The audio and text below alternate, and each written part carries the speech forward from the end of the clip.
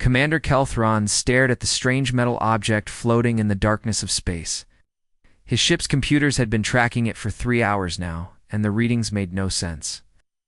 The object was huge, almost as big as one of his own warships, but it moved slowly and gave off weak energy signals. "What do you think it is, sir?" asked Lieutenant Vexera, his second-in-command.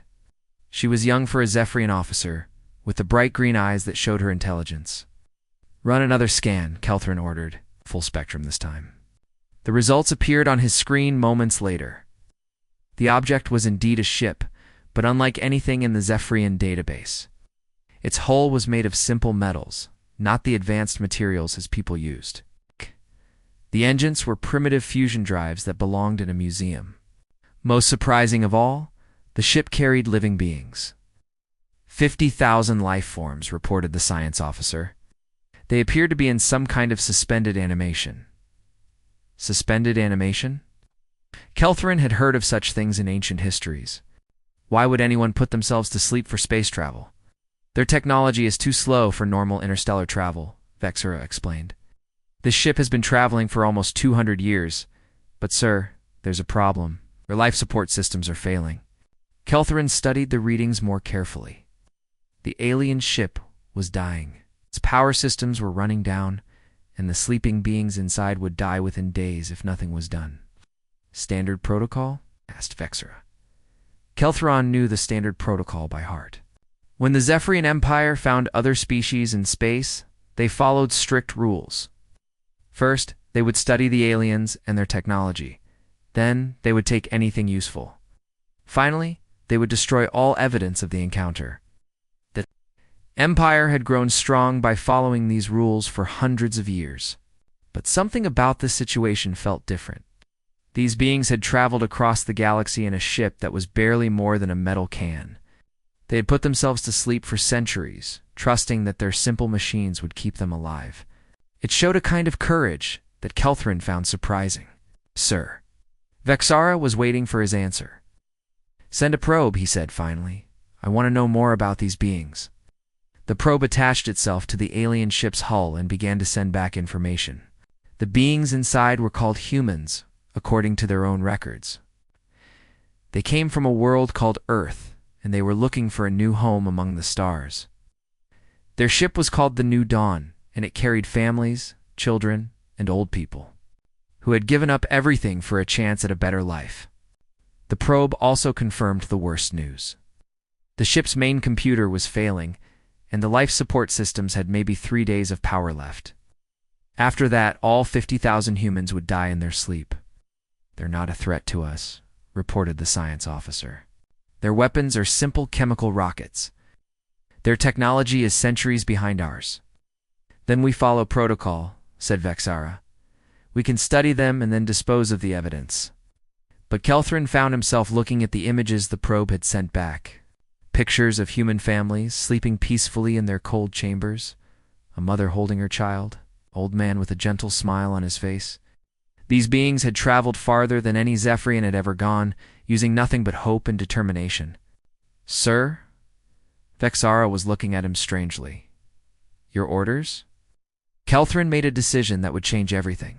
"Deploy the repair drones, sir. You heard me? Deploy the repair drones and fix their life support systems." The bridge fell silent. In 300 years of expansion, the Zephyrian Empire had never helped another species. They conquered, they took, they destroyed. They did not rescue, Commander Vexera said carefully. "This goes against all our protocols." "I know what it goes against," Kelthron replied. "But these beings crossed the galaxy in a ship held together with hope and metal scraps. There's something worth saving in that kind of courage." The repair work took 6 hours. Kelthron's engineers worked carefully, replacing the failing systems with more reliable Zephyrian technology. They were careful not to leave any trace of their advanced equipment behind. When they finished, the human ship was stronger than it had been in decades. As the New Dawn prepared to continue its journey, Kelthron made one final decision. He transmitted the coordinates of a world 3 star systems away. It was a planet his scouts had found but rejected for Zephyrian colonization. The gravity was too high, the weather too stormy, the conditions too harsh for his people's comfort. But for beings who had traveled 2 centuries in a metal can, it would be paradise. "Safe journey," he whispered, as the human ship jumped to faster-than-light travel. Later, when he filed his report, Kelthrin listed the encounter as resource assessment. Negative value. He sealed the files and marked them as classified. The Empire would never know that one of its commanders had chosen mercy over protocol. But in the depths of space, 50,000 humans continued their journey to a new home, saved by an act of kindness from a stranger among the stars. 50 years had passed since Admiral Kelthrin saved the human colony ship, and now he faced the darkest moment of his life. The bridge of his flagship was filled with the red glow of emergency lights as another star system died on his tactical display. "Seventh system lost this month," reported Captain Thelinari, his voice tight with barely controlled fear. "The Devourers have consumed everything. 12 billion lives, gone in 3 days." Kelthrin stared at the empty space where the Altair system had once been. The Devourers were unlike any enemy the Zephyrian Empire had ever faced. They were not living beings, but machines, cold metal creatures that moved through space like a plague. They did not want territory or resources. They simply consumed everything in their path, turning entire worlds into raw materials for more of their kind. "How many ships do we have left?" he asked. 43 battlecruisers, 18 destroyers, and 6 carriers, Thelinari replied. "We started this war with over 300 ships. The math was simple and terrible. At this rate, the Zephyrian Empire would be extinct within a year. Their military tactics, perfected over centuries of conquest, were useless against the Devourers. Every strategy they tried, every formation they used, every weapon they deployed, the machines learned to counter it. "Sir, we're receiving an encrypted transmission," called out the communications officer. "Source unknown." "Another surrender demand from the machines?" Kelthrin asked bitterly. "No, sir. This appears to be tactical data, showing us weaknesses in the Devourer formation patterns." Kelthron frowned. The transmission contained detailed analysis of the enemy's movements during their last 3 battles. Someone had been watching their fights and had found something the Zephyrians had missed. The data showed that the Devourers, despite their seeming randomness, actually moved in predictable patterns. There were brief moments when their formations became vulnerable. "This is impossible," muttered Thelinari. "Our best computers couldn't find these patterns." "But someone did," Kelthrin said slowly.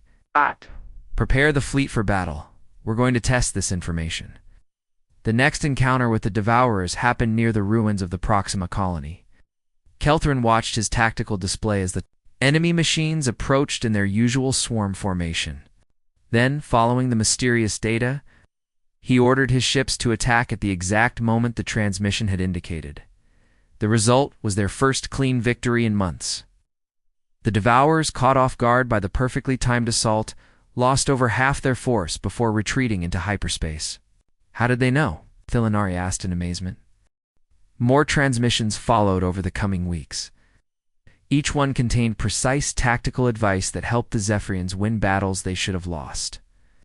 The mysterious helpers seemed to understand the Devourers better than anyone else in the galaxy. "Sir, intelligence has traced the source," reported the communications officer during one of their strategy meetings. "The signals are coming from the Kepler sector." Kelthrin felt a chill of recognition. The Kepler sector was a remote area of space that the Empire had largely ignored.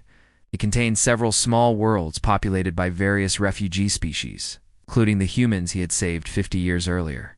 "The humans," he said softly. "Sir, run a full analysis on all communications from the Kepler sector. I want to know everything about what's happening there." The report that came back 3 days later was shocking. The humans had not only survived on their new world, but they had thrived. In 50 years, they had built a small but advanced civilization. More importantly, they had been quietly watching the war between the Zephyrians and the Devourers.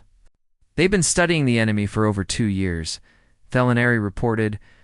"Their computers have been analyzing every battle, every movement, every tactic. They're the ones sending us the tactical data." "But why would they help us?" asked another. "Officer, we're strangers to them." Kelthrin remembered the desperate human ship he had encountered decades ago.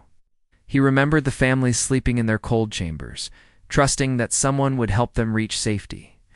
He had shown them mercy when he could have destroyed them, because we showed them kindness once, he said quietly. They remember. The next transmission from the humans was different. Instead of tactical data, it contained a simple message. We would like to meet. Kelthrin stared at the words on his screen.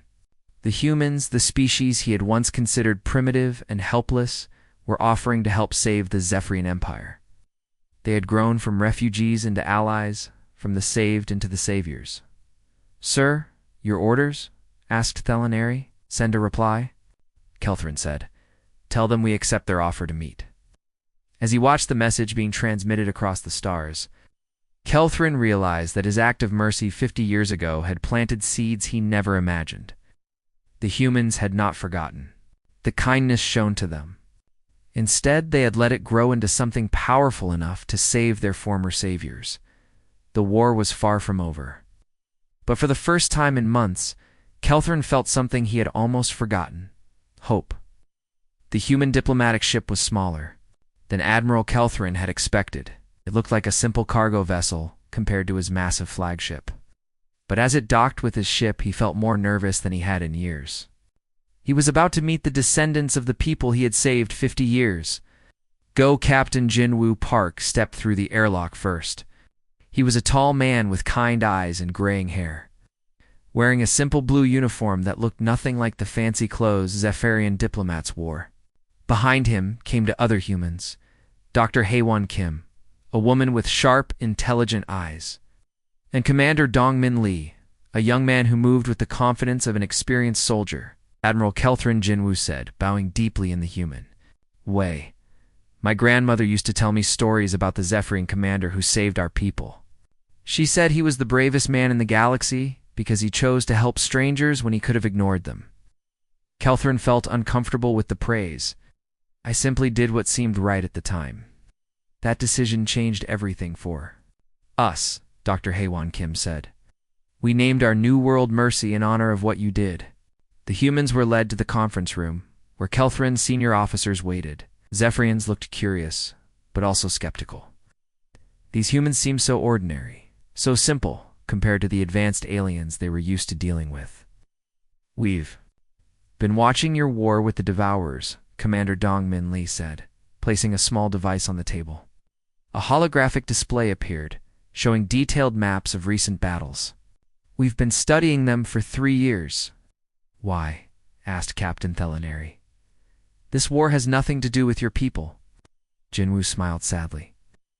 Admiral Kelthrin, when you saved us 50 years ago, you didn't just save our lives, you taught us something important about what it means to be truly civilized. A civilized species helps others, even when there's no benefit to themselves. Dr. Haewon Kim touched the device, and the hologram changed to show the internal structure of a devourer machine. These aren't just mindless destroyers. They're incredibly advanced artificial intelligences. Every time you fight them, they learn from your tactics. They study your movements, your strategies, your weaknesses. We know this, Thelaneri said impatiently. That's why we're losing. But they have a weakness, Commander Dongmin Lee said. They're too logical. They expect their enemies to be logical too. When you follow military doctrine, when you use standard tactics, they can predict what you'll do next. Kelthrin leaned forward. And you have a solution. We have something the machines can't understand, Jinwoo said. Human intuition. Our ability to make decisions that don't follow logical patterns. We've been developing tactics that are deliberately unpredictable. The hologram showed a new battle plan. Instead of the organized formations the Zephyrians always used, it showed ships attacking from random directions, using weapons in ways they were never designed for, making decisions that seemed to make no sense. This is chaos, muttered one of the Zephyrian officers. No military commander would approve such tactics. Exactly, Dr. Haewon Kim said. That's why they work. The Devourers can't predict chaos. They can't learn from tactics that have no pattern. We're not the only ones who want to help, Jinwoo added. Over the past 50 years, we've made contact with 6 other species in our sector. Refugees, outcasts, species that bigger empires ignored. We've all been working together, sharing knowledge, building something new. A Confederation commander, Dong Min Lee explained. Not an empire built on conquest, but an alliance built on mutual aid. We call it the Mercy Compact, named after your original act of kindness. Kelthrin was quiet for a long moment. The idea of accepting help from a species he had once considered primitive was difficult. The Zephyrian Empire had always been proud, always been the strongest force in their part of the galaxy. What do you want in return? He asked finally. Nothing, Jinwoo said simply. You gave us life when we were dying. We want to give you the same gift. Dr. Haewon Kim activated another part of the hologram. We propose joint operations, human commanders working alongside Zephyrian officers. Our unpredictable tactics combined with your superior technology and discipline. You're asking us to put our ships under human command? Thelaneri asked, shocked.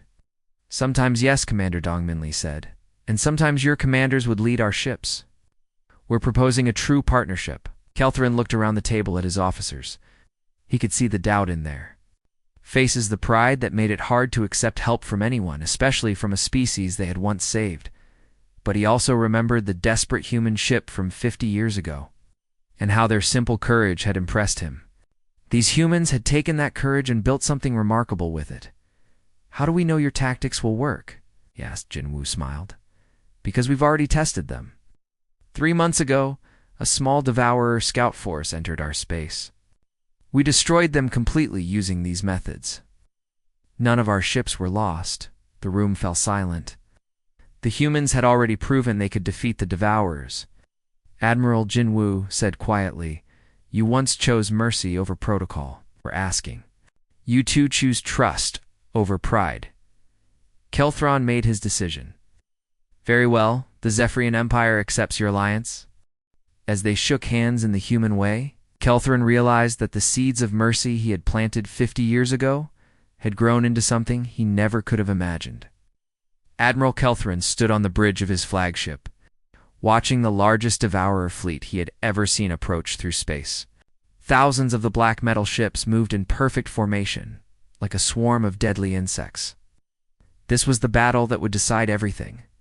But for the first time in his long military career, he was not in command.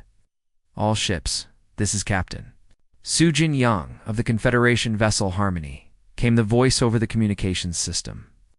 I am now your fleet commander for this operation. Kelthron's officers looked uncomfortable. Captain Thelaneri shook his head in disbelief. A human giving orders to the Zephyrian Imperial Fleet? He muttered. My grandfather would roll over in his grave. Your grandfather never faced the devourers, Kelthron reminded him. Watch and learn. Captain Yang's ship was small compared to the massive Zephyrian battlecruisers, but her voice carried absolute confidence. Admiral Kelthron, I need your heaviest ships to break into 3 groups. Captain Thelaneri, take your destroyers and form a wide circle around the enemy fleet. That makes no sense. Thelaneri protested privately to Kelthron. We're spreading our forces too thin. Basic military doctrine says to concentrate our firepower. Captain Yang knows what she's doing, Kelthron said, though he wasn't entirely sure himself. The human battle plan looked like chaos on the tactical display. Human vessel Minsu's Pride, begin your attack run, Captain Yang ordered. Target the enemy's left flank. Make it look like you're trying to break through their formation. Small. Human cruiser shot forward, firing its weapons at the devourer fleet. The enemy machines immediately responded, turning their attention to the attacking ship. But just as the devourers began to focus their fire, Captain Yang gave another order. Now, Commander Ginho's wing, attack from the right. Make them think you're the real threat. Another group of human ships attacked from the opposite direction. The devourers, confused by the multiple attacks, began to split their formation to deal with both threats. This is insane, Thelaneri said. She's using our ships as bait. But Kelthron was beginning to understand. The devourers were machines. And machines liked patterns. They were trying to analyze the human attacks, looking for the logical strategy behind them. But there was no logical strategy. Captain Yang was deliberately confusing them. All Zephyrian vessels prepare for main assault, Captain Yang announced. But not where they expect it. We're going straight through the middle of their formation. The middle? Thelaneri gasped. That's suicide. Their heaviest weapons are concentrated there. Trust her, Kelthrin said, though his own heart was racing. The combined human and Zephyrian fleet charged directly into the center of the Devourer formation. The enemy machines, still trying to deal with the false attacks on their flanks, were caught completely off guard. Human ship resilience. This is Yang, came the captain's voice. Commander Heian Su-chen, I need you to make the final push. Know what to do, understood, Captain, came the reply from the Resilience. It's been an honor serving with you all. Kelthrin watched in horror as the human heavy cruiser Resilience broke away from the main fleet and headed straight for the largest Devourer ship. It was clearly a suicide mission. What is he doing? Thelinari asked. What needs to be done? Kelthrin said quietly. The Resilience smashed into the Devourer command ship like a meteorite. The explosion was visible across the entire battlefield, creating a massive fireball that lit up the darkness of space. Commander Heian Su-chen and his entire crew died in that moment. But their sacrifice created something precious. A 3-second window when the Devourer fleet's command structure was disrupted. All ships, concentrate fire on the command nexus. Captain Yang shouted, now. Every human and Zephyrian ship fired at once, pouring their weapons into the gap created by the Resilience's sacrifice. The concentrated firepower tore through the Devourer formation, destroying their command ships and leaving the rest of the fleet confused and directionless. Within minutes, the surviving Devourers were retreating into hyperspace, their perfect formation broken and their confidence shattered. As the battle ended, Kelthrin found himself staring at the debris field where the Resilience had been. They died to save us, he said softly. That's what allies do, came Captain Yang's voice. Over the come, they sacrifice for each other. Later, as the fleets regrouped, Kelthrin met with Captain Yang in person. She was younger than he had expected, with tired eyes that had seen too much war. Your tactics saved us all, he told her. But I don't understand how you knew they would work. Because the Devourers are too logical, she explained. They expect their enemies to follow military rules. But humans learned long ago that sometimes you have to break the rules to win. And Commander Chen? He volunteered for the mission, Captain Yang said sadly. He said that his people had been saved by Zephyrian mercy once, and now it was time to return the favor. Kelthron felt a deep respect for these humans. They had taken his simple act of kindness from 50 years ago and turned it into something beautiful. The willingness to die for others, even former strangers. Captain Yang, he said, I think I'm beginning to understand what true warfare means. She smiled. What? It's not about defeating your enemies, Admiral. It's about protecting the people you care about.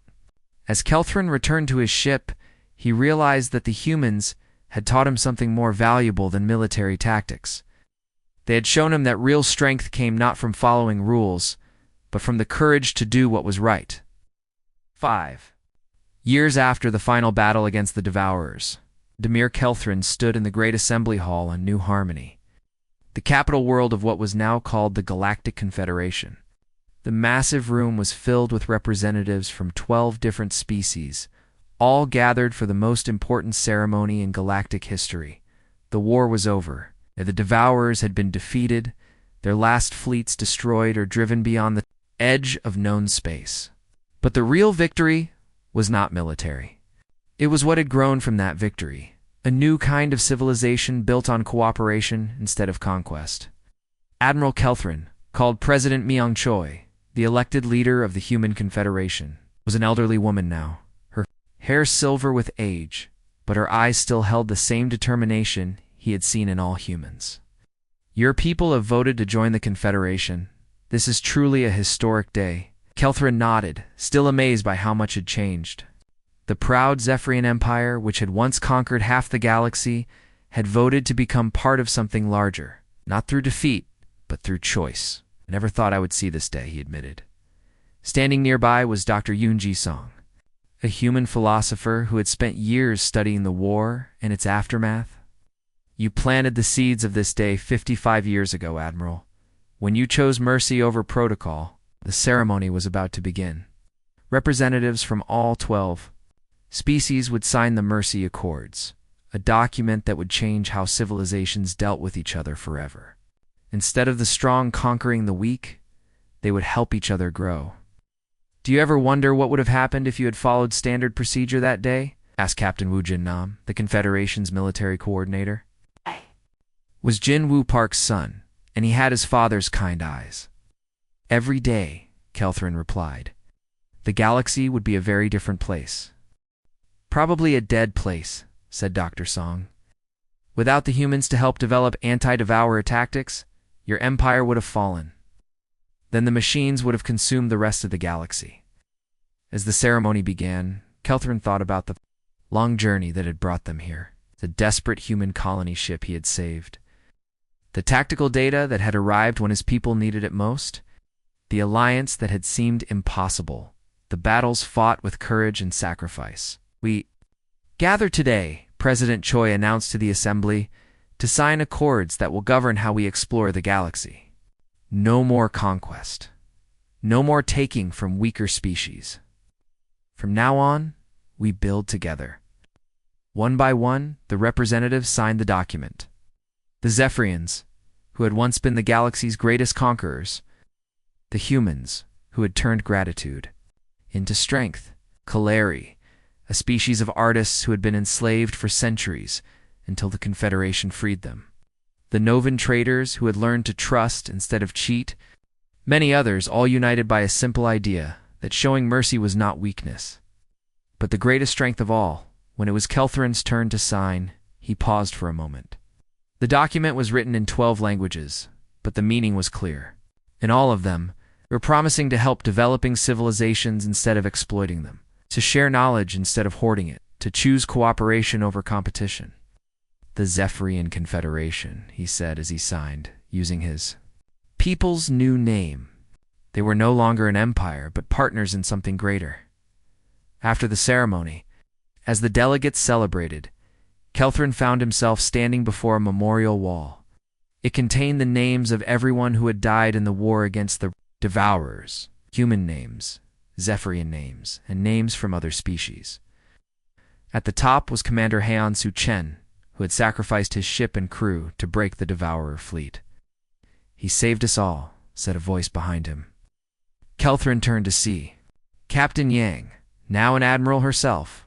She had aged in the years since the war, but she still carried herself with quiet strength.